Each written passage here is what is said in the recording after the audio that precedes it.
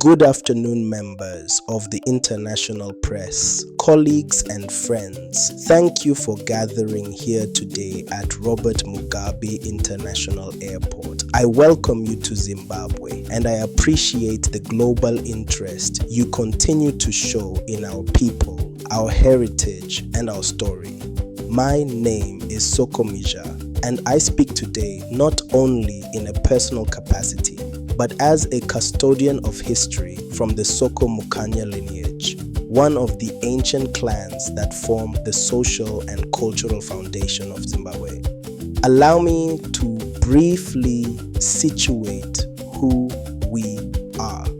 The Soko Mukanya are a branch of the wider Soko totem, whose presence in this land predates colonial boundaries and written records. Our history is preserved through oral tradition, praise, poetry, and skilled practice passed carefully from one generation to the next. The name Mukanya itself is historically associated with craft mastery, precision, and service to the community. Traditionally, the Soko Mukanya people occupied a central role as craftspeople, not as a marginal activity, but as a cornerstone of society.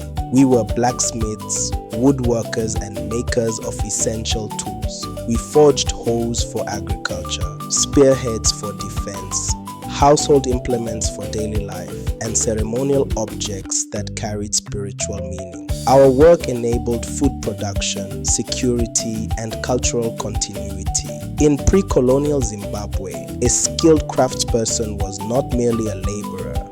They were a technologist, an engineer, and often a trusted advisor to leadership. The Soko Mukanya served kings, chiefs, and villagers alike, translating raw natural resources into functional and symbolic objects that sustained civilization. Importantly, our craftsmanship was governed by ethics. Materials were sourced with respect for the land. Knowledge was shared through apprenticeship, discipline, and moral responsibility. Craft was not rushed, it was taught, it was earned. Today, while the tools have changed, the principle remains. The spirit of the Soko Mukanya lives on in Zimbabwe's resilience, creativity, and problem-solving instinct. You see it in our artists, builders, engineers, innovators, and storytellers, both at home and across the diaspora. What the world often calls informal skill is, in truth, inherited expertise refined under pressure. As Zimbabwe engages the global community, economically, culturally, and diplomatically, it is vital that our indigenous knowledge systems are not treated as footnotes. They are assets. They are intellectual property rooted in centuries of practice.